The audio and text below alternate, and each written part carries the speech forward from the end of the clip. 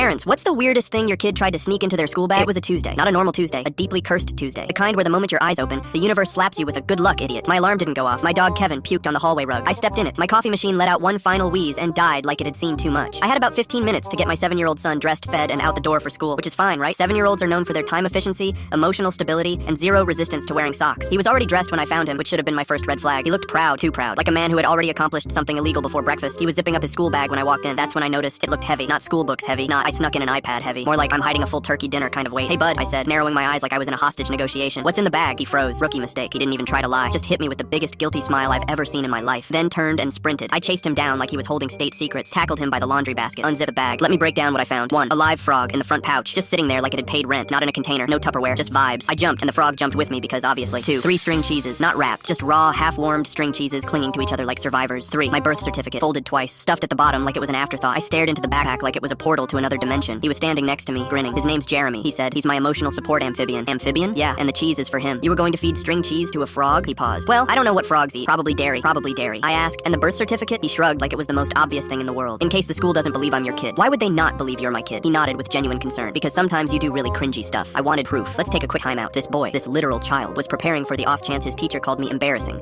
And instead of using logic or say our matching last names, he thought the best way to prove paternity was smuggling my government-issued birth certificate into a frog sanctuary disguised as a school backpack. I took a deep breath, counted to 10, and said, "Why is the cheese warm?" Oh, I slept with it under my pillow. I didn't want Jeremy to get cold. I didn't even know who Jeremy was yet, and I already hated him. We stood in silence. I was holding a frog. There were cheese strings stuck to my fingers. The birth certificate was damp for some reason I still don't fully understand. Okay, I said. You're not bringing Jeremy, the cheese, or my legal documentation to school. Understood? He sighed, not like a kid, like a man who's been through war. Fine, but if I have a bad day, it's your fault. Flash forward. I drop him off. He walks into the building like I've personally failed him. I get to work. I'm exhausted. I smell like frog, whatever. Then around noon, I get a call from the school. Hi, this is the front office. We just wanted to check. Did you mean to pack a frog? My soul left my body. Turns out he had a backup frog. That's right. Jeremy number 2 was zipped into the side pocket. Alive. Slightly cheesed. I had to leave work, pick up the frog, sign a formal no animal transport warning, and listen to the vice principal try to explain the situation with a straight face. When I got home, I found my son on the floor drawing, not pictures, a blueprint, a sketch of a backpack with frog compartments and a little built-in mini fridge for Jeremy's cheese supply. He looked up at me and said, "You ruined the prototype." I ruined the prototype. So now my son is grounded. My birth certificate is wrinkled. My coworkers think I run a side hustle in exotic pets. And Jeremy lives in the backyard now, in a makeshift frog condo made of Tupperware and popsicle sticks. Every morning my son salutes him before school like he's a tiny cheese-fueled war hero. And me? I've learned to double-check every zipper, every pouch, and every child-sized smirk. Because if this kid ever gets his hands on my passport, we're all screwed.